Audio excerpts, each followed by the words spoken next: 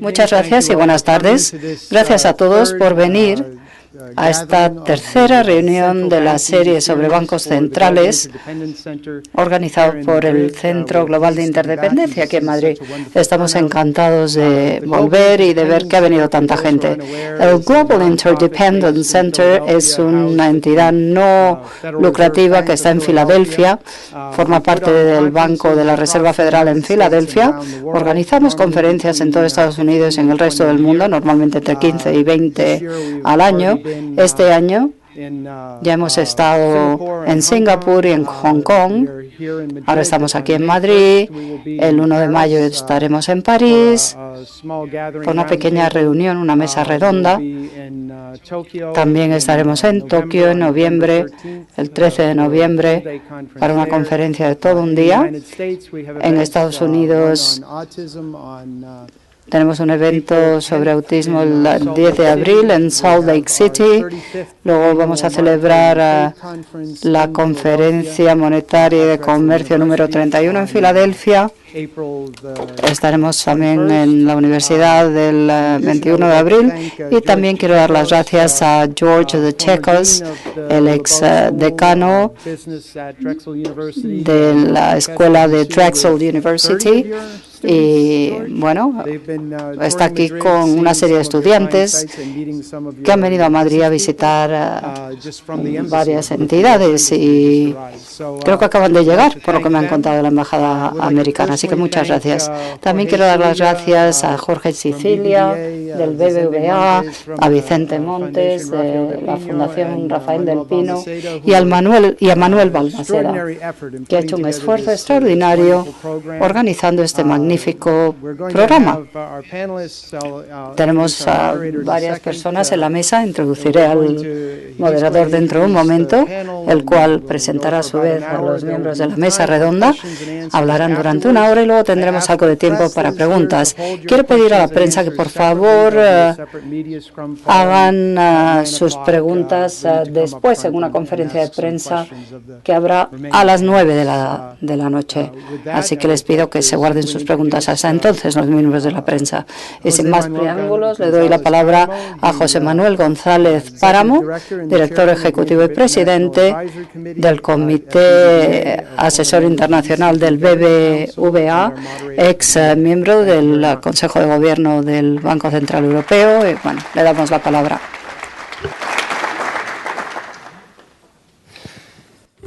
Gracias, Vicente. En representación de la Fundación Rafael del Pino. Thank you very much, Michael. Muchas gracias, Michael, por tus amables palabras. Quiero aclarar que yo no soy el protagonista aquí. Tenemos a 3 estrellas esta tarde, así que voy a intentar simplemente, bueno, pues moderar y pasar la pelota de un ponente a otro. Lo que quiero pedirles es que hagan una presentación inicial relativamente corta, de unos 10-15 minutos, para así luego tener tiempo para tener un debate entre los miembros de la mesa y luego también con el público. Vicente ha hablado de los participantes en la mesa de hoy, así que como son ya conocidos, no voy a presentarles más. Simplemente les diré que es un placer y un gran honor tener con nosotros a Charles Evans, que ha venido desde Chicago, que siempre ha estado en el centro del debate intelectual sobre cualquier tema relacionado con la política monetaria. Y es de donde, bueno, pues empezó a hablar de titulización, etcétera, etcétera. Ha sido estupendo que haya habido esta colaboración entre bancos centrales, ¿no? Entre el BCE y la Reserva Federal para saber cómo están las cosas. El Centro Global de Interdependencia, bueno, qué título tan magnífico tiene, ¿no? Bueno, primero hablará el señor Evans, luego Peter Pratt, que es un buen amigo, compañero de sufrimientos, de penurias, aunque también a veces lo pasamos bien.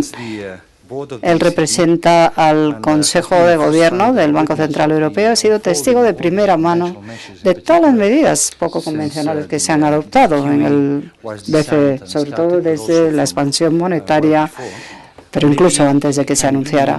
Y quizá él nos puede ilustrar algo sobre cuáles van a ser los siguientes pasos que podemos esperar desde el punto de vista de la política monetaria.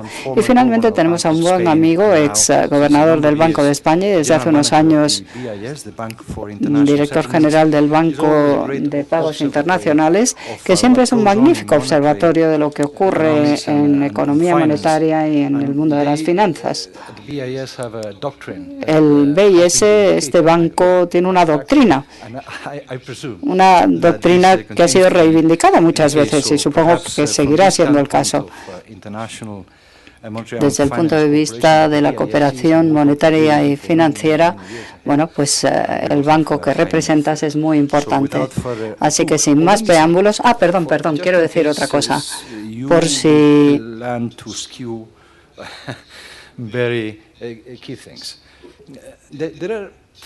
bueno, hay 3 o 4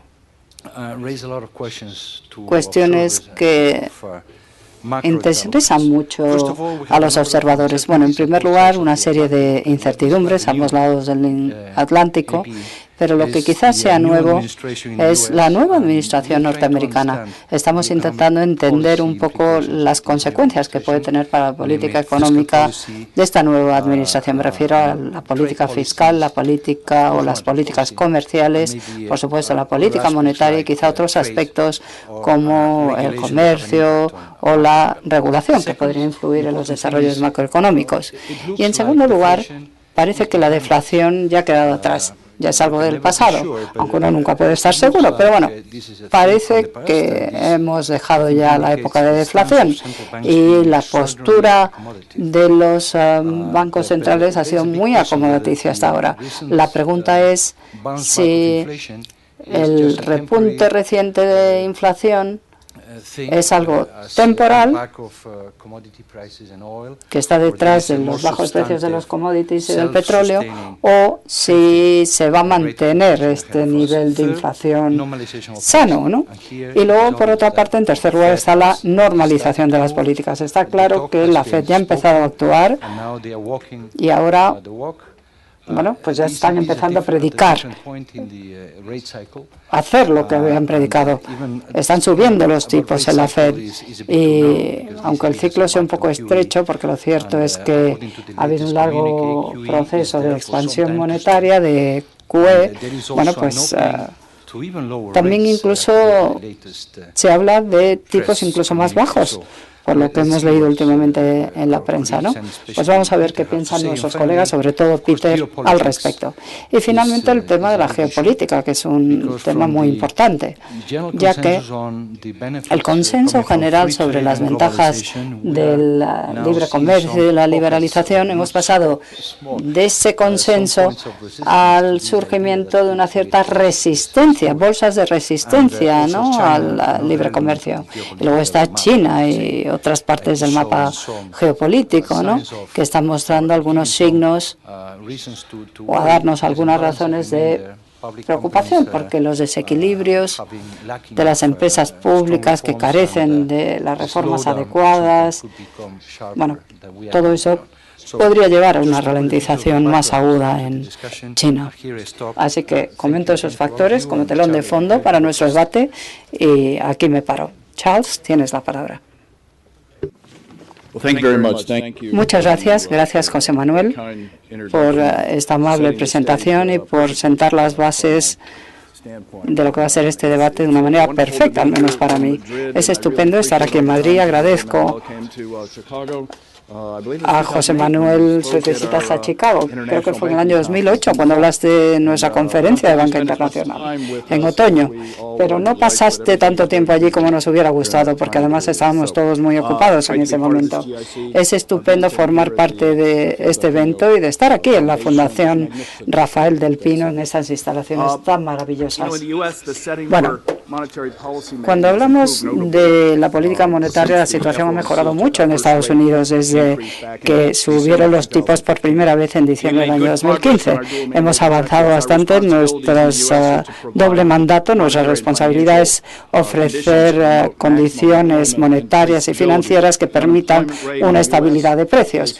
La tasa de desempleo en Estados Unidos ha caído al 4,7% y la inflación parece que está volviendo a subir hasta llegar al objetivo del 2%, cosa que a mí me gustaría que ocurriera antes de lo que predicen algunos. Pero bueno, sigue preocupándome que las expectativas de inflación a largo plazo sigan manteniéndose por debajo del objetivo del 2%. Una reflexión importante de los avances que hemos logrado es que los tipos de la Reserva Federal han ido subiendo poco a poco, aunque las incertidumbres están ahí. La capacidad de controlar el riesgo de la Fed ha mejorado gracias a fundamentales más sólidos, apoyo fiscal más sólido a medio plazo y expectativas de que los tipos para finales del 2008 estén aproximadamente al 2%. Si el crecimiento se ralentizara modestamente, cosa que no esperamos que ocurra, la Fed podría actuar siguiendo la senda de subida y bajada de tipos o incluso, bajándolo, como digo. Pero yo lo que espero es que la política monetaria en Estados Unidos evolucione en línea con las proyecciones que tenemos, y la política monetaria es posible que, se convierta en un deporte más aburrido para los espectadores. Parece probable que otros aspectos de política en Estados Unidos adquieran al menos la misma importancia de la política monetaria. Ahora quisiera hacer unos comentarios sobre los fundamentos en Estados Unidos. Los fundamentos están muy bien, los mercados de trabajo son muy dinámicos, la tasa de desempleo ha bajado al 4,7%, la participación de la mano de obra ha subido, pero todo esto es, como digo, una buena tendencia. Y la subida de las nóminas ha sido también muy importante y la media ha estado entre 175.000 y 225.000 en un periodo bastante largo de tiempo. Y todo esto ha apoyado un mejor sentimiento entre los consumidores, un mayor gasto y, por supuesto, también una ligera subida de sueldos y salarios. Sin embargo, otras cosas han sido decepcionantes. El gasto en bienes de equipo ha sido modesto y siempre me ha sorprendido como economista. Yo sé que la inversión siempre va por detrás del ciclo económico y esto es normal, por otra parte, pero yo hubiera pensado, después de la crisis tan drástica que hemos tenido, con un paro del 10%, cuando los consumidores tenían balances superiores a los que les gustaría, las empresas en Estados Unidos tuvieron que reducir su número de empleados drásticamente mes tras mes. 600.000, 800.000 personas cada año se quedaban sin empleo. Las empresas cada vez se hicieron más delgadas y tuvieron que racionalizar sus balances para poder crecer un poquito. Por lo tanto, yo hubiera pensado que esto sería lo que impulsaría la recuperación, volviendo a animar a los consumidores a gastar. Pero parece que los vientos en contra eran tan fuertes que los consumidores tuvieron que hacer las cosas por su cuenta y tirar ellos de las empresas, cosa que siempre me ha sorprendido. Pero en realidad los consumidores siempre han sido el motor de la economía estadounidense. Permítanme que hable de un par de cosas de las que se ha hablado antes. Primero, la incertidumbre. Un crecimiento menor al de otras tendencias, unos resultados peores. La incertidumbre es bastante elevada en Estados Unidos. Las incertidumbres de hoy, sin embargo, son muy diferentes a las que tuvimos en el periodo de post-crisis, ¿no? Durante ese periodo teníamos nuestra propia crisis financiera y las incertidumbres que ello conlleva, problemas de balance, deuda hipotecaria, etcétera. Y aparte de eso estaba la crisis de deuda soberana estadounidense que empezó en el año 2010, el límite de deuda en Estados Unidos. Suspendimos el límite de deuda hasta hace unas pocas semanas y ya veremos qué pasa. Y luego está la ralentización del crecimiento chino, pasó de ser de doble dígito a un solo dígito. Todo esto ha planteado riesgos importantes. Hoy algunos de esos riesgos se mantienen, pero no parecen ser tan intensos como la lista que acabo de darles. Y otra cosa que es diferente hoy también es que tenemos más potencial de crecimiento en muchos escenarios. Las perspectivas de crecimiento del comercio exterior ha mejorado. La administración americana ha dicho algunas cosas, aunque hay otras que no están claras. Ya veremos qué pasa. La legislación para reformar los impuestos es algo que esperamos que se enmiende, pero todavía no conocemos los detalles. Y aunque la reforma fiscal en Estados Unidos puede bajar los impuestos a las empresas, permitiéndoles centrarse en mejores procesos de negocio, la transición a un mayor crecimiento puede suponer una disrupción con respecto a los recursos actuales en ciertas localizaciones. Los recursos se están reasignando y esto es algo que lleva tiempo y el proceso podría llevar a dejar ociosos algunos recursos durante un tiempo. Pero todo esto me lleva a hablar de las tendencias de crecimiento en Estados Unidos. Como llevo diciendo hace más de un año, el crecimiento en Estados Unidos se va a mantener más bajo de lo que nos gustaría. Para cambiar esto hará falta un cambio importante en las tendencias demográficas y tecnológicas. El crecimiento a largo plazo de una economía viene determinada por los tipos de crecimiento de sus inputs, entre ellos mano de obra y las aritméticas de esa mano de obra. En Estados Unidos yo hablo con mucha gente que dice: ¿por qué no podemos tener un crecimiento de un 3 o 4%? Para que 3 o 4% sea sostenible hace falta un crecimiento mayor del input de mano de obra y también de la productividad. Y desgraciadamente hemos visto una caída en ambos factores, comparado con la situación del año 82 al 2007. Lo que estoy diciendo no es nada nuevo. Se ha publicado muchas veces en la prensa especializada, etcétera, pero es algo de lo que nos olvidamos cuando idealizamos los escenarios económicos. La tendencia en cuanto a participación de los trabajadores ha ido cayendo, quizá porque se jubilan los baby boomers o porque la gente envejece, las tasas de participación de la mujer en el mundo del trabajo se han estabilizado y la participación de gente de menos de 24 años ha disminuido. Es posible que ahora pues se dediquen más a estudiar y hagan menos trabajos a tiempo parcial. No es posible el de pronto tener a una cohorte de gente de 25 años cualificada. También hemos visto menor crecimiento de la productividad, de la mano de obra y otras cosas que no están añadiendo demasiado a la productividad agregada. Antes era un motor importante el crecimiento en productividad en Estados Unidos.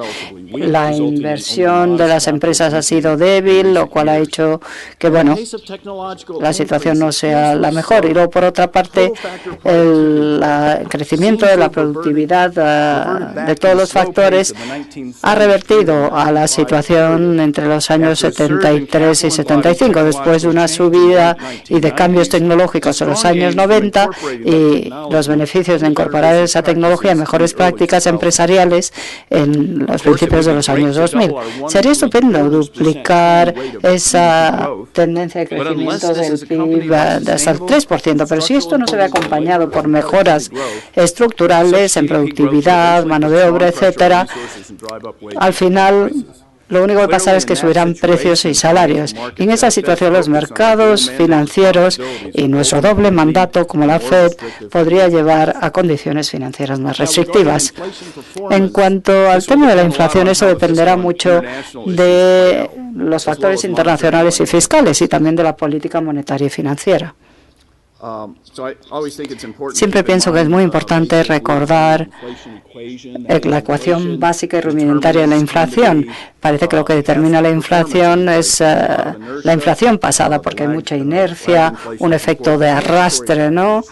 Factores como cambios en los precios relativos que no persisten, como ocurre con los precios de la energía, de la comida, etcétera, etcétera. La curva de Phillips habla de cómo influyen los recursos en la inflación y luego las expectativas a largo plazo sobre la inflación son muy importantes. Mis perspectivas en cuanto a inflación es que va a haber un aumento, se va a lograr un aumento de la inflación hasta el 2% en el año 2019. A medida que la inflación vaya aumentando, va a ser importante recordar que el objetivo de estabilidad de precios es simétrico, un 2%. Y como siempre, se va a intentar avanzar hacia ese 2%. Teniendo en cuenta los ajustes de precio transitorios que han tenido lugar hasta el año 2014, yo creo que la subida de precios de la energía harán que la inflación se mantenga más alta durante un tiempo. La inflación inflación de la energía. Por eso el fijarse en la inflación subyacente es tan importante. En el 2015 la inflación estándar era menos de un 1%, pero aún así, bueno, pues no se reaccionó. La inflación core es mejor indicación de hacia dónde va a ir la inflación y yo no espero que se llegue al 2% hasta el año 2019, como he dicho antes. Y esto me lleva a hablar sobre la necesidad de tener una buena política monetaria. Los fundamentales hacen que ahora el entorno sea mejor en cuanto a los tipos. Me parece que les han entregado una hoja con un gráfico de la FED que es un resumen de nuestras proyecciones económicas, ¿no? Pueden ver los tipos cómo han ido evolucionando y cómo van a evolucionar este año, el año que viene, en el 2018.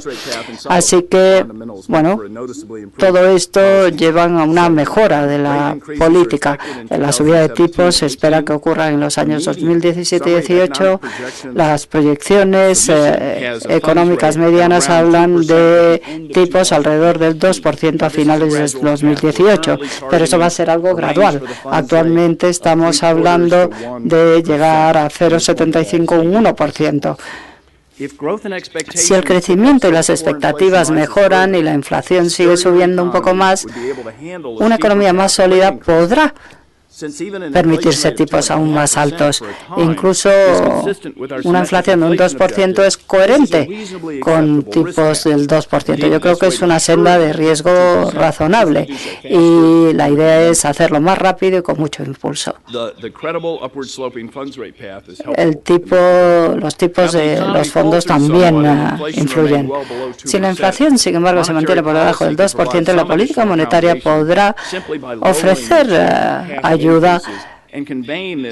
retrasando la subida de tipos y adaptándose a la economía. Hay distintas simulaciones que se han hecho a este respecto y parece que podría ser así.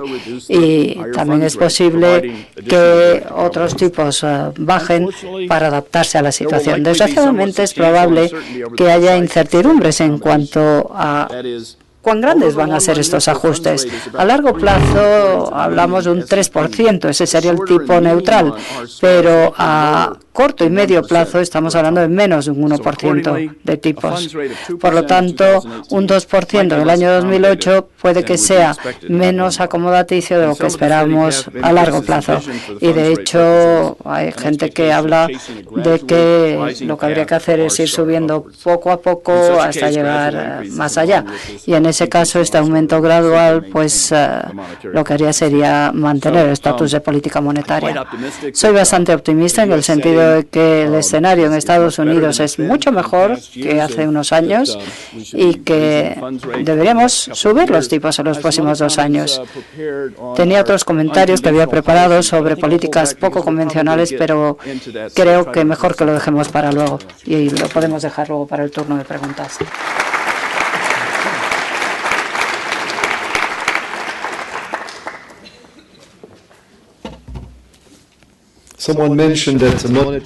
Alguien ha mencionado que la política monetaria en teoría es aburrida, pero no lo ha sido en los últimos años. Ha sido una época bastante interesante desde ese punto de vista. Entonces estoy encantado de estar aquí. Voy a intentar explicar un poquito la situación, tal y como la veo. 17 años... 2007, bueno, hace 10 años tuvimos la punta, tuvimos el nivel máximo del ciclo de crédito y luego reventó. Yo empecé en el sector bancario en el año 2000, o sea que fui testigo de todo el boom y luego tuve que enfrentarme pues a los problemas de los colapsos de las grandes instituciones en mi país. Es decir, pues instituciones enormes comparados con el PIB. Si tomabas el balance de Fortis o Dexia, pues eran realmente unas cifras impresionantes, ¿no? Casi como el PIB de países como Irlanda o Islandia, no como España, pero en nuestro país pues la respuesta que se daba en aquella época, si miramos hacia atrás, pues realmente deberíamos estar bastante contentos con la liquidación de estas instituciones, porque claro, puedes venderle Paribas a BNP, pero el legado realmente ha sido tremendo. Entonces, en los primeros años, en los años de auge, antes de la crisis y luego los años del pinchazo, lo importante es, y lo interesante es que no había ninguna preparación, nadie se preparó para enfrentar la crisis financiera. Y yo llevo trabajando mucho en este sector, especialmente, como digo, en los años del auge, pero esa es la primera enseñanza. Y el segundo punto es que como no estábamos preparados para la crisis, pues la política monetaria tuvo que desempeñar un papel demasiado importante. Y yo lo llamaría una maldición, ¿no? Una maldición, una maledicción, porque esto es algo que los bancos centrales no querían, es decir, la política fiscal era muy limitada porque la deuda pública también ya era muy alta antes de la crisis, y en la crisis, como en España, por ejemplo, la deuda pública se incrementó muchísimo. Recordar, España tenía una AAA antes de la crisis, y en los primeros años de la crisis se acercó casi a una categoría no apta para inversión, o sea que la velocidad a la que se producen estas cosas es tremenda. Y yo creo que para el público en general, siempre tenemos que recordar que sin la acción de los bancos centrales ahora mismo estaríamos en una depresión. Si no existieran los bancos centrales intervinieron, pero el problema con los bancos centrales es que los tipos de interés al principio de la crisis ya eran muy bajos. Por lo tanto, era muy difícil estimular la economía, porque cuando tienes, la desventaja del ciclo, pues hay mucha deuda, hay estrés financiero, estrés en la banca, y por lo tanto, pues hay que utilizar políticas muy flexibles. Y la política fiscal realmente ya tenía dificultades antes de la crisis, y los bancos centrales en general tenían tipos de interés muy bajos al comienzo. Por lo tanto, es importante darse cuenta que los bancos centrales exploraron un territorio que no había sido explorado anteriormente.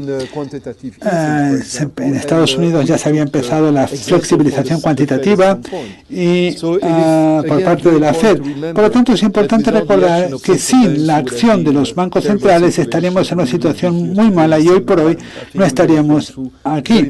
Hubiéramos tenido que vivir cambios políticos realmente de gran envergadura. Ahora las cosas han evolucionado favorablemente, por suerte, y en Europa hemos intentado crear instituciones para evitar y para gestionar una repetición de estos fenómenos de la crisis financiera. Por lo tanto, ahora tenemos al SSL, tenemos el Consejo de Resolución, o sea que se han creado una serie de instituciones después de la crisis o durante la crisis. Todavía muchas de ellas no están terminadas, pero sí que podemos decir que el entorno institucional ha mejorado muchísimo en Europa. Eso es lo segundo. Lo tercero que quiero comentar es qué pasa con el ciclo empresarial hoy por hoy, el ciclo de negocios, y cómo están avanzando las cosas. Bueno, pues la última parte de la crisis financiera ha sido muy reciente. He hablado del 2007 como el auge de la crisis, pero muchos de vosotros quizás no os habéis dado cuenta que se produjo un coletazo final con la crisis de los mercados emergentes que se produjo hace un año. O sea que hace un año se produjo un nuevo coletazo en la economía mundial, que realmente es algo que comprendió muy bien el G20, cuando el G20 se reunió, creo que en Shanghái, no fue en Shanghái, en febrero del año pasado. ¿Dónde se reunieron? En febrero del año pasado comunicó el G20 una evaluación común de la economía mundial, y en esa evaluación común que realizó el G20 se dijo que los riesgos se habían incrementado, la fiabilidad era menor, y que iban a utilizar todas las herramientas políticas de forma colectiva, individual y colectiva, y la política monetaria desde luego no puede conllevar un crecimiento de balance, por lo tanto hacía falta implementar otras políticas estructurales, pero creo que lo importante es esta evaluación compartida que se realizó a nivel mundial, de utilizar políticas monetarias, incluso políticas fiscales y políticas estructurales. Pero esto fue hace un año. Por lo tanto, Estados Unidos Bueno, pues también intervino y esto dio lugar a una pausa en el endurecimiento financiero porque hubo un endurecimiento antes de la crisis de los mercados emergentes. Había este endurecimiento de la política monetaria, o sea que el ciclo de endurecimiento se alejó, se hizo una pausa, se interrumpió. Y nosotros, eso fue en Estados Unidos, y luego nosotros en Europa, en diciembre los mercados se quedaron decisionados, en marzo se reforzaron las medidas y ahora se puede decir que conseguimos evitar una ralentización de las economías europeas gracias a la rápida reacción. Pero la última reunión del G20 que se celebró la semana pasada, la última reunión del G20 reafirmó una serie de compromisos que se habían asumido un año antes. En el comunicado de marzo del 2017, el G20 reitera su compromiso de utilizar todas las herramientas políticas a su alcance. Por lo tanto, esta frase la volvió a utilizar el G20, que son las economías principales del planeta, realizando una evaluación compartida. Un año después de la crisis de los mercados emergentes, todavía había motivo para una política cautelosa y había motivos para intentar seguir normalizando la situación. También el G20 reiteró que los riesgos bajistas todavía existen, los riesgos de crisis todavía no han desaparecido y hasta cierto punto han mejorado, pero no han desaparecido. El FMI dentro de un tiempo va a también comentar estas cosas, pero yo diría que los riesgos ahora mismo están más equilibrados, el crecimiento va mejor, pero los riesgos todavía apuntan hacia abajo. El comunicado del G20 dice que el riesgo todavía existe. Ahora, en el debate del FMI, pues, bueno, ahora vamos a hablar del riesgo para la economía, pero estamos hablando de un riesgo bajista de la economía. Yo diría que a corto plazo, por razones cíclicas en Europa, el riesgo bajista de que haya crisis se ha reducido bastante. Incluso desde el punto de vista del ciclo de negocios, hay también un horizonte halagüeño delante de nosotros para el trimestre próximo, para los siguientes 2 trimestres. Pero si nos fijamos en el más largo plazo, podríamos concluir que los riesgos de una crisis todavía están allí amenazando, porque las reformas estructurales en algunos países se han interrumpido. Se introdujeron varias reformas estructurales en países como España durante la crisis, pero cuando las cosas empezaron a mejorar, hemos visto una pausa o una fatiga, ¿no?, en una serie de países. La OCDE también es uno de los mensajes que ha transmitido. Ha dicho que las reformas estructurales se han interrumpido en muchos de los países recientemente y vemos que un riesgo importantísimo para el mundo en general y para Europa es justamente esta interrupción de las reformas estructurales, porque la política monetaria no puede abordar por sí sola estos problemas. Entonces, en cuanto a las proyecciones, pues tenemos bastante confianza.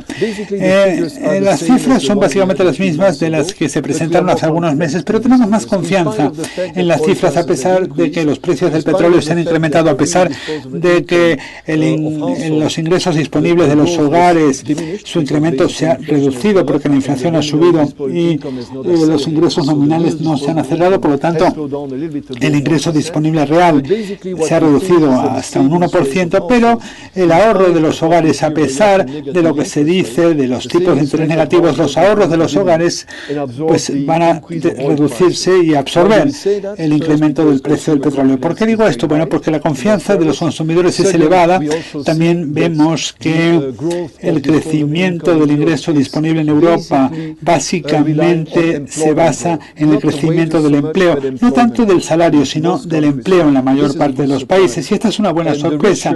Y en los países más ricos el ingreso, y cuanto más evidentemente es el ingreso disponible, mayor es la propensidad a consumir, y esto es algo importante. Por lo tanto, tenemos un impacto positivo sobre el consumo. Y la tercera razón, y esto resulta sorprendente para muchos, es que el sector de la construcción se está recuperando en todas partes, incluso en España, y la recuperación también, pues hay una serie de cosas que pues afecta positivamente a otros sectores, no solamente el sector de la construcción. Por lo tanto, hay varias razones por las cuales pues hay una predicción positiva en cuanto al consumo. Las inversiones también se han recuperado por parte de las empresas en España, también las inversiones empresariales se están recuperando, y creemos que esta recuperación es bastante débil en cuanto al mercado bursátil, porque las inversiones realmente se derrumbaron con la crisis.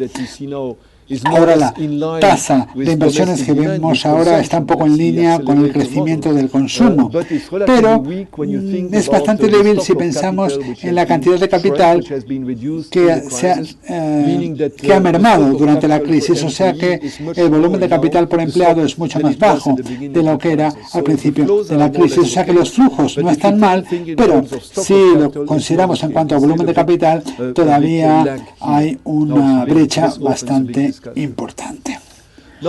Bien, ahora los flujos, como digo, están bien en cuanto al crecimiento del PIB y el ingreso disponible, el empleo incluso, pero ¿qué podemos decir acerca de los ajustes en el mercado bursátil? Y esto tiene que ver con el legado de la crisis. Si nos fijamos en el mercado bursátil, vemos que el ajuste de balances en Europa pues todavía no ha acabado. Se ha progresado mucho, hemos avanzado mucho en cuanto al ajuste de los balances de los hogares, de las corporaciones no financieras, especialmente en España, donde el grado de endeudamiento de las firmas españolas se ha reducido de forma significativa en España, pero todavía creemos que el ajuste de las empresas no financieras no ha terminado. Desde luego los bancos también, que son instituciones apalancadas, los bancos también pensamos que la recapitalización de los bancos, la reducción del apalancamiento ha avanzado bastante bien, pero el ajuste todavía no ha acabado, como lo saben, y la baja rentabilidad de los bancos en este entorno complica mucho finalizar la recapitalización del sistema bancario en Europa. Por lo tanto, esta también es una cuestión a la que tenemos que atender.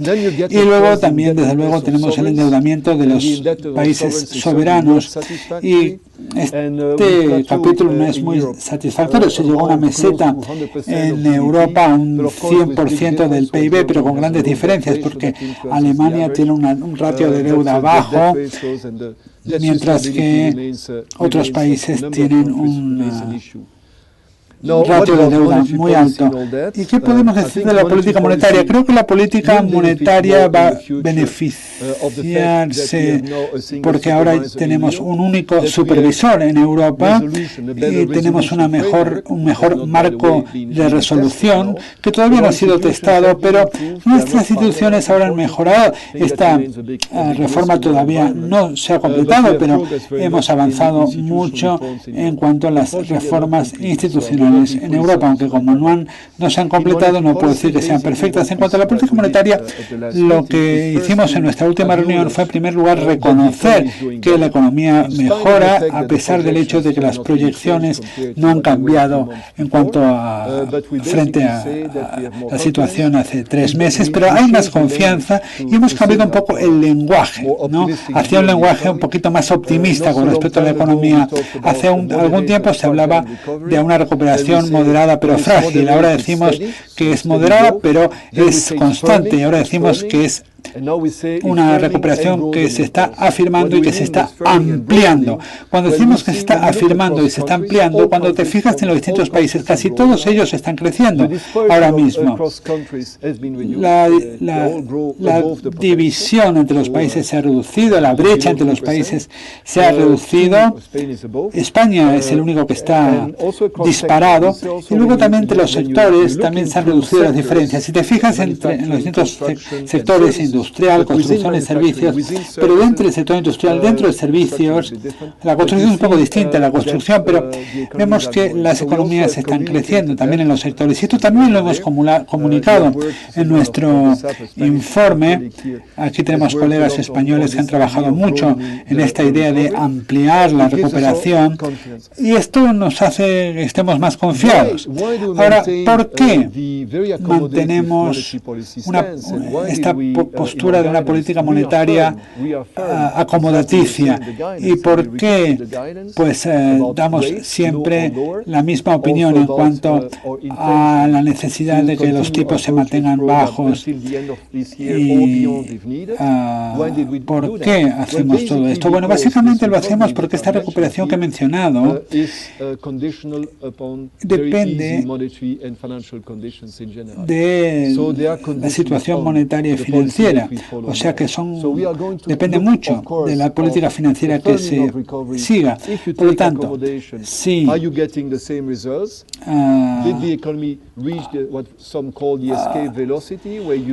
analizamos la economía, pues nosotros no creemos que se haya llegado ya a un estado de consolidación, como ha mencionado el orador anterior, para el caso de Estados Unidos, que está mucho más avanzado en el ciclo que nosotros, porque nosotros hemos tenido dos recesiones, hemos tenido la de 2009, pero luego la posterior, hemos tenido un double dip.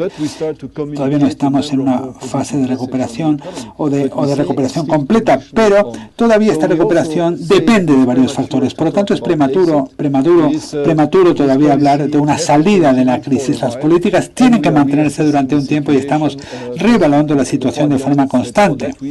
Y por esta razón, nuestro guidance no se ha cambiado en el último periodo.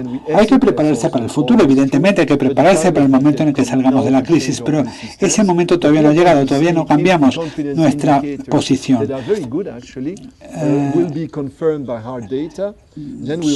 Pero cuando los datos lo confirmen, pues sí que estaremos evidentemente en una salida de la crisis. Pero por lo menos lo que vemos es luz al final del túnel. Todavía nos queda trecho por recorrer, pero quiero, para terminar, porque sé que me preguntan mucho acerca de una secuenciación, ¿cuál va a ser la secuencia? Primero van a comprar su plan de compras y luego incrementar los tipos, o van a hacer lo contrario. Lo único que voy a decir a este respecto es que vamos a ver, el tipo, cuando hay un exceso de liquidez de más de 1 billón español, pues la curva pues indica que pues estamos 40 puntos básicos por debajo del nivel correcto. Y hay que equilibrar desde luego la política monetaria con la política fiscal, y por eso tenemos mucho cuidado con las señales que emite el DFR. La lógica en Estados Unidos, y creo que esto lo compartirá el orador anterior, de empezar bajo y luego ir aumentando los tipos de interés, pues es algo lógico, pero nosotros utilizamos al mismo tiempo tipos y compras de activos, y esto tiene que ver con las condiciones financieras que apoyan la economía, pero hay que tener mucho cuidado en el guidance, porque todas las señales que emites sobre los tipos a corto plazo van a influir toda la curva de riesgo. Por lo tanto, hay que tener mucho cuidado con todo esto. Y la lógica es una lógica muy potente, como decimos en el guidance. Desde luego, siempre reevaluamos la situación permanentemente porque también decimos que esta es una expectativa, desde luego, con toda la información que tenemos, pero nunca sabes lo que puede suceder. Pero este es el escenario más probable. Como he dicho, pues en la secuencia que nosotros presentamos, pues esta secuencia está avalada por factores lógicos. Gracias.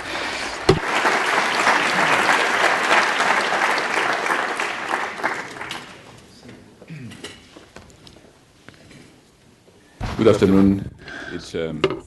Buenas tardes, es un placer estar aquí. Gracias por la invitación. Me gustaría empezar diciendo que voy a tomar una perspectiva diferente para hablar de la política monetaria. El BIS no es una institución que tiene que decidir en pocos meses si los tipos tienen que subir o bajar. Y lo que hacemos es intentar analizar a medio plazo o al más largo plazo, un plazo desde luego más largo que el horizonte, que normalmente tienen que asumir los bancos centrales.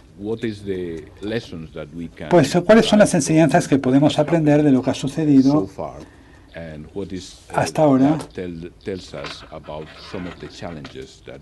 ¿Y cuáles son los desafíos a los que nos enfrentamos en el futuro?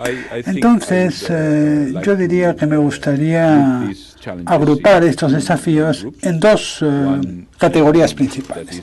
Una que es más a largo plazo, que hasta cierto punto son las enseñanzas en términos de los mandatos, en términos de la práctica de los bancos centrales, y la otra son más los desafíos asociados con la transición hacia una política monetaria más normal, que ya ha comenzado en un país y se dirige hacia una fase de normalización gradual. En la primera categoría, en el primer grupo, y esto es algo que hemos repetido muchas veces, la estabilidad financiera merece más prominencia y los bancos centrales tienen que intervenir con más eficacia para garantizar la estabilidad financiera y para integrar la estabilidad financiera en sus marcos políticos. Nuestra entidad ya decía esto antes de la crisis y ha seguido repitiéndolo después y seguirá repitiéndolo durante el tiempo que haga falta.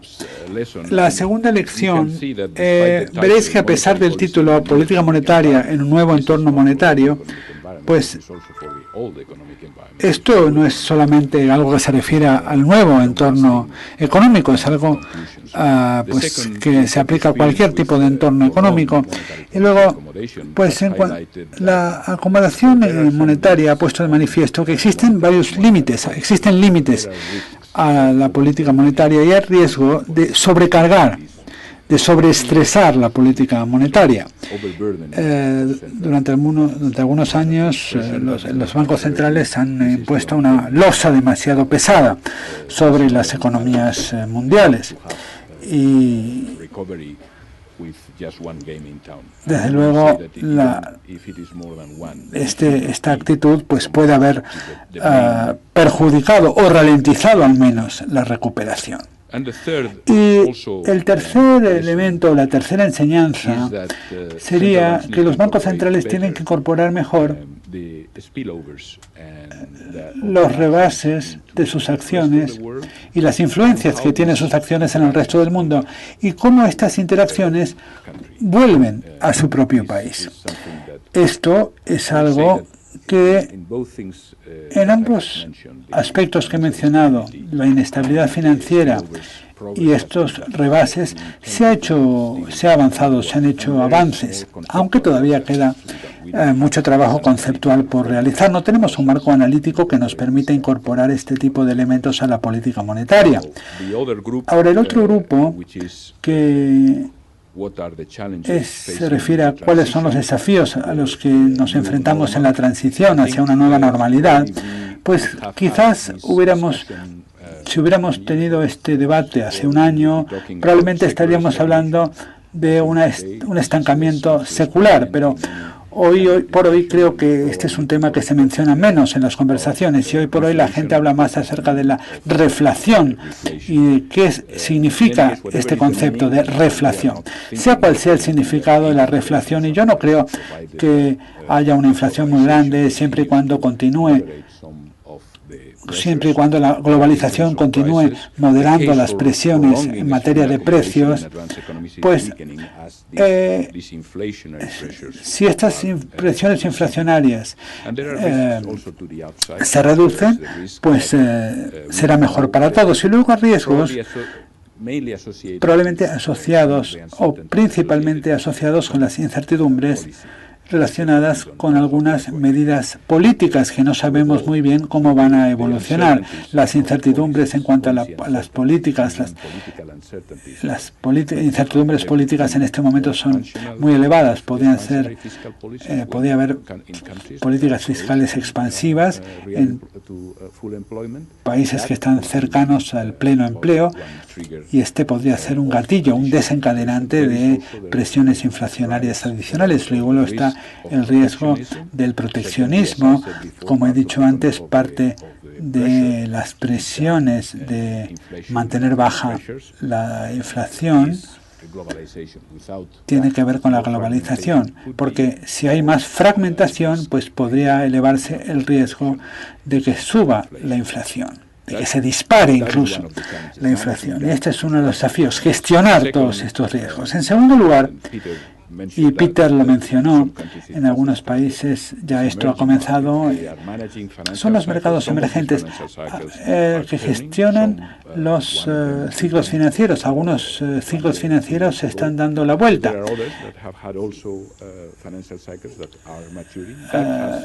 Muchos ciclos financieros también están madurando en los países emergentes y esto también tiene implicaciones para el resto del mundo. Y el tercer elemento que quiero mencionar es que el paso de la normalización, el ritmo de la normalización, no solamente tiene que tener en cuenta el riesgo de que la economía vuelva a caer en una crisis que existe, sino también los riesgos de que la economía mejore, que también existen. Y desde luego sí que existen incertidumbres, pero creo que tenemos que pensar en este proceso de normalización, incluso con la mejor de las comunicaciones. Creo que los bancos centrales están comunicando adecuadamente cuál es la finalidad de los objetivos y qué es lo que van a hacer. Y tenemos que estar preparados para que haya baches en el camino hacia el futuro. Pero aunque haya baches, no tenemos que cambiar de rumbo, porque el camino hacia la normalización es un camino del que no tenemos que desviarnos y es un camino que ya ha comenzado. Me gustaría centrarme en alguno de los puntos que he mencionado. He dicho que la estabilidad financiera tiene que estar mejor integrada en la política monetaria. Desde luego, la prudencia y la macroprudencia tienen que desempeñar un papel importante en la estabilidad financiera y desde luego creemos que la política monetaria tiene un papel complementario. El papel del apalancamiento y los tipos de interés es muy importante y juega un papel complementario. Y hemos visto que la política macroprudente tiende a ser más efectiva cuando va en la misma dirección que la política monetaria. Una política que nosotros hemos defendido es aprovechar los vientos de cola. Esto indica que la política monetaria se integra y se alinea con el reequilibrio de los desequilibrios financieros. Y hemos visto que si esto se hace de forma continua y sistemática a lo largo de un largo periodo de tiempo, esto produce resultados positivos, no solamente en términos de la estabilidad financiera, sino también en términos de gestionar la economía, una menor variabilidad en el output y mejor control de los demás objetivos, de los objetivos principales de los bancos centrales. Ahora bien, en cuanto a los límites de la política monetaria, me gustaría simplemente decir que esta es una recesión muy compleja, es una recesión de balance, y una recesión de balances se caracteriza por una serie de elementos, y uno de ellos es cuando la deuda es demasiado grande. Antes de la crisis había ciclos empresariales, se producían booms, y la situación era que había mucha deuda y además el sistema financiero tiende a verse deteriorado. Por lo tanto, la eficiencia de las políticas monetarias, uno de los desafíos, uno de los canales, que es el canal de crédito, no es tan eficiente como lo suele ser. Y esto no quiere decir que la política monetaria no tenga que proporcionar un cierto acomodo. Desde luego tiene que proporcionar acomodo. Lo importante es que hay que analizar el equilibrio entre riesgos y beneficios con el tiempo. Por el principio es evidente, estoy totalmente de acuerdo con Peter, si los bancos centrales no hubieran reaccionado como lo hicieron, estaríamos en una situación mucho peor, estaremos en una pesadilla de recesión hoy por hoy. El problema es con el tiempo. Yo creo que con el tiempo el equilibrio de riesgos se modifica y las consecuencias de mantener tipos de interés bajos a largo plazo también tienen que ser tenidas en cuenta.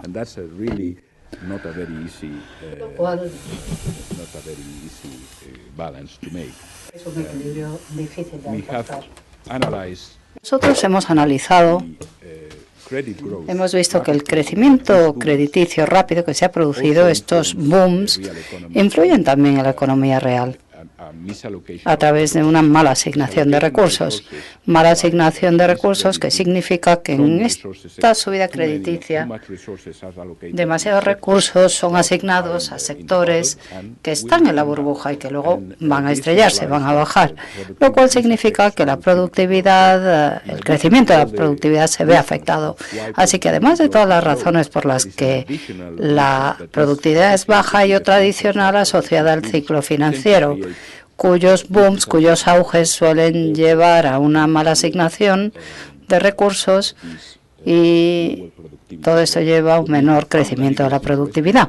Una cosa que hemos visto y que es interesante es que primero la cantidad es significativa, lo cual podría explicar una parte importante de esta caída del crecimiento de productividad que comenzó mucho antes de la crisis, y en segundo lugar el hecho de que persista después del estallido de la burbuja, porque así es, ha persistido después del estallido de la burbuja, lo cual yo creo que es un elemento importante, por lo que hay que considerar también los riesgos de mantener bajo el precio de apalancamiento durante demasiado tiempo.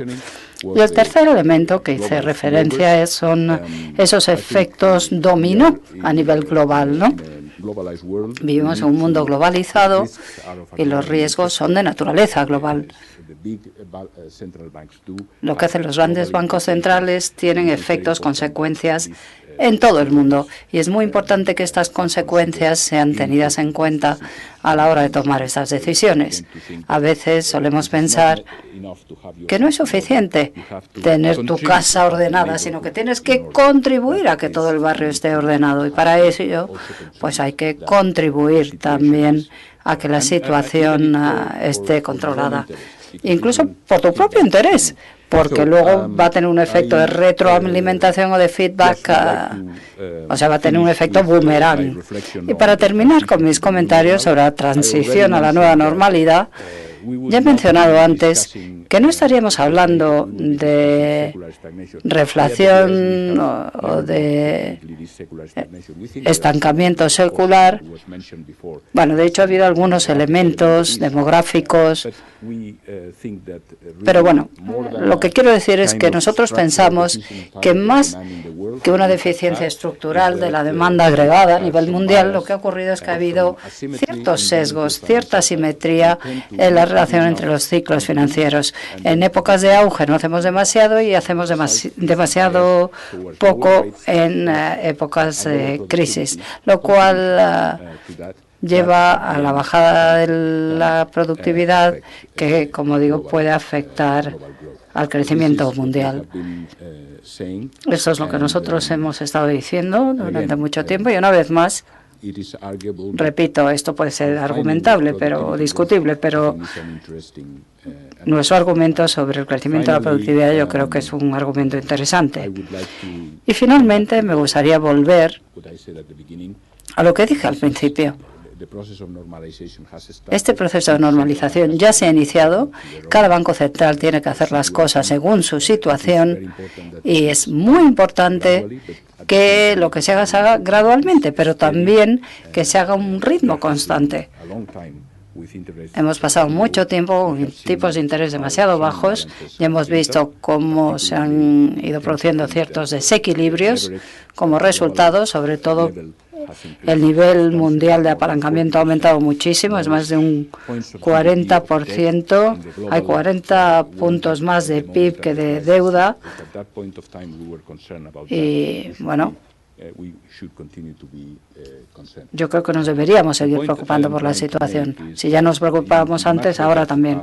Lo que intento decir es que sería mejor tener una combinación de políticas que no supongan tanta carga sobre la política monetaria. Sería mucho mejor que todas las reformas, etcétera, se hubieran realizado antes. Y de esa manera hubiéramos podido retrasar.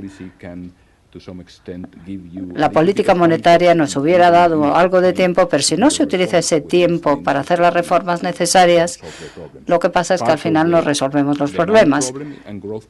Parte del problema de la demanda y del crecimiento, yo diría que tiene raíces bastante más profundas, raíces muy profundas que hay que abordar correctamente. Por eso yo creo que se trata de un equilibrio delicado y yo creo que la vuelta a la normalización es la solución, es lo que hay que hacer y va a ser muy importante contener el riesgo potencial de subida y sobre todo es muy importante contener los problemas potenciales de estabilidad financiera que puedan surgir en el futuro. Muchas gracias.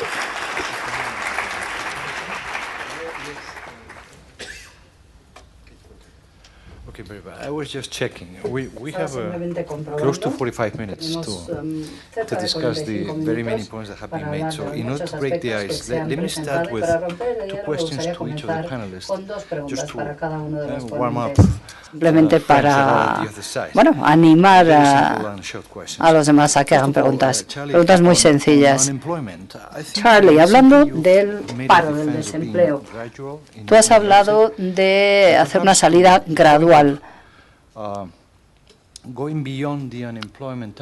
Ir más allá del objetivo de desempleo para hacer subir la inflación. ¿Puedes explicarlo un poco más? Yo creo que eso está relacionado con la regla de Evans, ¿no? Si nos lo puedes explicar. Y en cuanto al límite de deuda,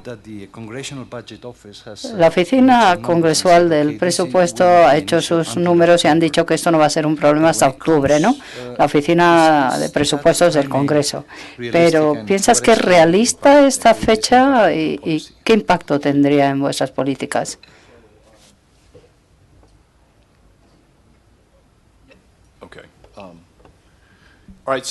Bueno, la tasa de desempleo ha bajado de forma drástica en Estados Unidos, como sabemos. Has hablado de la regla de Evans en el año 2012. La Fed empezó a hacer una compra de activos, lo que se llamó la tercera ola de expansión monetaria. Eso fue en septiembre y en diciembre dijimos, ay, por cierto, vamos a mantener los tipos donde están al menos hasta que la tasa de desempleo baje por debajo del 6,5%. En ese momento, en septiembre, pensábamos que llegaría un momento en que el paro estaría en un 8%. El Banco de Inglaterra hizo algo parecido y se estableció un límite de desempleo del 7%. Bueno, pues la mayor parte de los participantes estimaron que la tasa natural de desempleo es de 3,75%. Por lo tanto, si íbamos por debajo de esa tasa, nos excederíamos en la consecución de nuestros objetivos. Bueno, pues la Reserva Federal hablaba de que se tenía que llegar a pleno empleo y no dejar de hacer cosas hasta que se llegara a la tasa natural de desempleo. Pero como economista parece que si te excedes más allá del objetivo, pues eso es malo. Y había incertidumbres con respecto a cuál debía ser la tasa de desempleo, etcétera, etcétera. Y la composición de personas empleadas se iba a ir hacia, bueno, personas con un cierto tipo de empleo y se va a llegar al 4,5%. Yo creo que el objetivo es llegar a una inflación del 2%. Ese es el objetivo principal. Y el tema de los recursos no va a hacer que la inflación llegue al 2%. Por eso yo creo que el centrarte en la inflación y quizá la volatilidad y otras cosas que pueden ocurrir debería ser el foco de la política, menos que las cosas cambien mucho, ¿no? Hablabas del límite de deuda. Bueno, hay una ley en Estados Unidos. Bueno, no es solo el hecho de que el Congreso y el presidente cojan una serie de fondos y digan esto hay que gastarlo para emitir cheques para que la deuda llegue a tal nivel, ¿no? En el año 2011 tuvimos muchos problemas a la hora de ponernos de acuerdo en ampliar el límite de deuda. Era un poco como el huevo y la gallina. La gente empezó a intentar aprobar leyes que no hubieran aprobado en otro momento. Yo espero que la administración Trump, porque al final son los republicanos los que mandan en la administración y en el Congreso, espero que hagan las cosas de manera que no cause problemas en el futuro y que se centren en lo importante, es decir, ayudar a que la economía siga creciendo y que la inflación llegue al 2%. Muchas gracias, Peter. Otra pregunta para ti. Has mencionado, bueno, esto lo ha mencionado Jaime también, que la política monetaria era lo único a lo que se prestaba atención, era lo único que importaba. Y eso también está ocurriendo en la eurozona, hasta el punto que el Banco Central Europeo está haciendo lo mismo. ¿Hasta qué punto es creíble decir que la política monetaria no va a ser lo único que importa? Porque los políticos parece que se relajan. No sé. ¿Esto constituye un gran problema? ¿Te puedes imaginar el Banco Central Europeo diciendo, pase lo que pase, yo voy a subir los tipos cuando se llegue a tal momento y vosotros hacer lo que tengáis que hacer? Has hecho alusión de forma indirecta a la situación de dominio fiscal. La salida en ese caso sería difícil por las posibles consecuencias que tendrían en las finanzas públicas. Si suben los tipos, bueno, pues sube el endeudamiento. Yo lo llamo la prueba del ácido. Todas estas métricas se han diseñado para hacer frente al problema de la inflación, para responder ante un problema de inflación. Pero claro, cuando el Consejo de Gobierno vea que el aumento de la inflación es sostenible, entonces retirará esas medidas acomodaticias, ¿no? Independientemente de lo que pase con los fondos públicos. Con lo cual, se está enviando un mensaje a otras autoridades para que se preparen para cuando suban los tipos. ¿Están escuchando esas otras autoridades? Pues quizá no lo suficiente.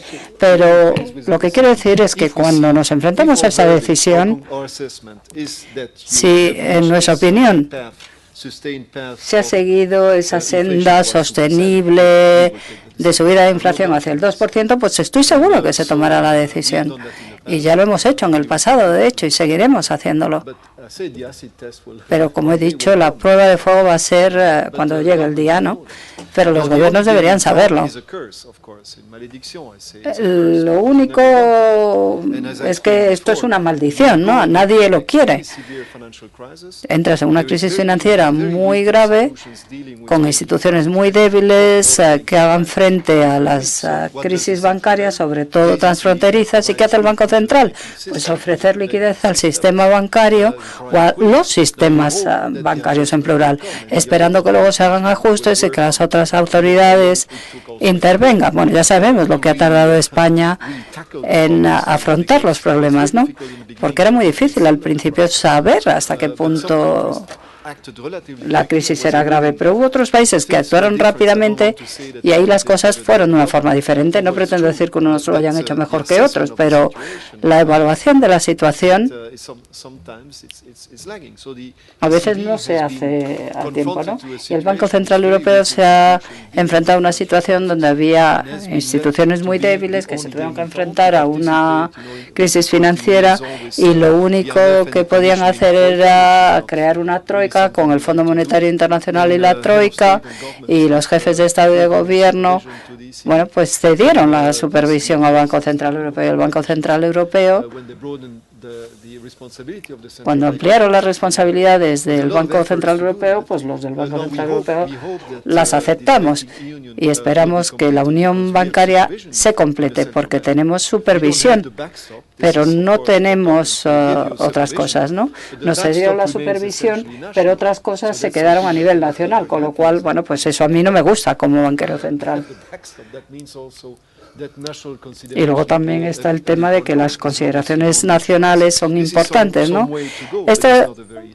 Bueno, es una forma de hacer las cosas, pero no es la mejor. Y luego la deuda soberana. Hemos tenido una crisis de deuda soberana, un banco central sin Estado, y eso hace que sea mucho más difícil. Y además tenemos un sistema bancario muy expuesto a cada país, porque los bancos prestan dentro de las fronteras del país. Y en segundo lugar, tenemos toda esa deuda pública, con lo cual nos encontramos en una situación en la que no había ninguna institución que afrontara la crisis de deuda soberana y sistemas bancarios muy expuestos a la economía nacional de cada país y a la deuda pública de ese país, con lo cual ahí tenemos ya todos los ingredientes para que la crisis fuera muy grave. Y echando la vista atrás, yo digo, hubiera sido mucho peor. Realmente lo creo así, hubiera podido ser mucho peor.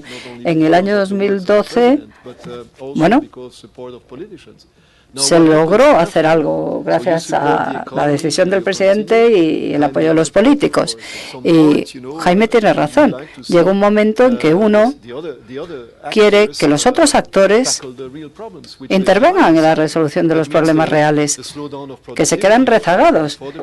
Y empezamos a ver que hay una pérdida de crecimiento de productividad, una mala asignación de recursos, y en esa situación la política monetaria no va a resolver todo. Te da tiempo, pero hay una serie de cosas que hay que hacer. Sí, es verdad que la política monetaria apoya la demanda, pero más allá hay que hacer otras cosas. Y esta es una de las advertencias que ha hecho el Banco Internacional de Pagos. Bueno, también has contestado la segunda pregunta, que tenía que ver con la Unión Monetaria. Por lo tanto, muchas gracias. Jaime. Dos cosas. En cuanto a los mercados emergentes y sus economías. En el pasado ya has dicho que una de las causas raíz de la crisis fue un desajuste entre las divisas. ¿Hasta qué punto piensas tú que los políticos han sido sensibles a esto y que ahora estamos más protegidos que en el pasado frente a la volatilidad, por ejemplo, del dólar? Y otro tiene que ver con ponerse de cara al viento de cola. Claro, eso está muy bien, pero el BIS yo creo que debería promover más esta visión de que hay beneficios, ¿no?, que están a veces ocultos. Pero ¿cómo podríamos incorporar esta filosofía en una regla sencilla? ¿Cómo podemos explicar a los políticos? Vamos a ver, esto beneficia a la economía, pero ahora hay otra regla modificada que podría hacer fácil de comprender esta idea de ponerse de cara a los vientos de cola. Sí, una de las preocupaciones que hemos tenido no solamente es el volumen global de deuda de la economía global, reconociendo algún desapalancamiento aquí y allá, por ejemplo en España, Reino Unido, Estados Unidos, en algunas áreas. Lo que hemos visto es que, por ejemplo, la deuda en dólares emitida por no residentes en Estados Unidos ahora es de 10,5 billones españoles y está creciendo. Ahora, parte de esto podría cubrirse en una cobertura normal, ¿no? Exportadores, por ejemplo, que reciban dólares, pero sería muy difícil hacer una cobertura plena y parte va a quedar sin cubrir y de esto no tenemos tanta información. Fuera de esto, 3,6 3.600 millones representan los mercados emergentes. Por lo tanto, esto añade a la complejidad de la situación, porque, claro, son muy sensibles. Las condiciones financieras van a ser muy sensibles, no solamente a los movimientos de tipos de interés, sino también a los movimientos del dólar estadounidense. Cualquier incremento del dólar pues endurece mucho las condiciones financieras para estos emisores de deuda. Una parte significativa lo hacen los mercados de capitales y una parte significativa también no tiene nada que ver con los bancos estadounidenses, sino que se hace a través de otras entidades financieras. Por lo tanto, esto lo que indica es el papel muy importante que desempeña que desempeña el dólar como moneda global, ya que muchos bancos y muchos gestores de activos participan y son activos en operaciones en esta moneda. Por lo tanto, este es uno de los elementos que tenemos que seguir vigilando. El año pasado pensábamos que estaba llegando a un nivel máximo, pero ha seguido subiendo. En términos de orientarse de cara a los vientos de cola, creo que hemos facilitado algunas normas, hemos elaborado incluso algunas normas teniendo en cuenta la dimensión de los ciclos financieros, añadiendo una medición de apalancamiento y una medición de servicio de la deuda. Y con estos dos elementos, estudiados de forma continua, sin responder a un momento puntual, porque claro, cuando entras en estos debates, normalmente la respuesta es, bueno, si ahora incrementan los tipos, creas un caos total, el coste de la economía ahora va a ser muy superior de lo que serán los beneficios, y creo que esto está bien, es así, si lo haces de forma coyuntural, cuando descubres que hay una situación que ya está mal. Pero eso no es lo que nosotros estamos diciendo, lo que nosotros decimos es que hay que hacerlo de forma continuada. Hay que hacerlo de forma continuada, de forma muy paulatina, siguiendo ir introduciendo en la política monetaria algún tipo de elemento que añada esta dimensión de ciclo financiero. Nosotros pensamos, y hay también algunos informes que hemos publicado al respecto, que esto no solamente ayuda. Vamos a ver, esto no resuelve la crisis, evidentemente, pero si lo hubiéramos hecho antes, la crisis hubiera sido más pequeña. Y luego tiene beneficios en cuanto al crecimiento del output y también de la inflación. Desde luego, con los análisis puedes hacer muchas cosas, ¿no? Hacia adelante, hacia atrás, pero yo creo que estas cifras avalan un poco lo que yo creo es una idea muy interesante, que es importante pues alinearse con los desequilibrios de los balances y no esperar a luego para tener que solucionar los problemas que ya han surgido.